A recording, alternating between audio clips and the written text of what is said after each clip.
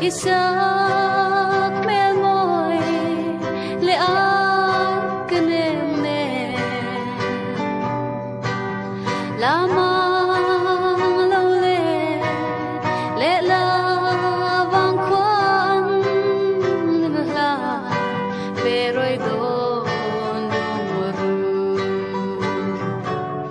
chuni dinen kathi chini liam na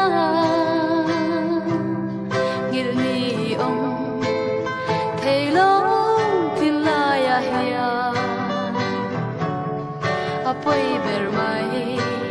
o engang kalutan swilong bin len sito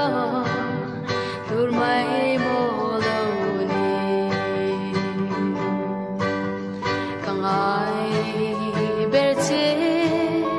kabirang chi isak mel moi le a kenem ne lamang lo le la vang kwan min la veroi don ru ton le kan wang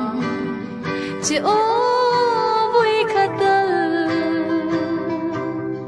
adang mana kathin lai na bang nahi azwal jesi chuni le zanti itora ka mangai na olung run pui kangai berche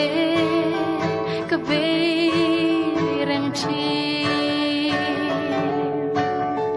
isak mel moi le a kenem ne lama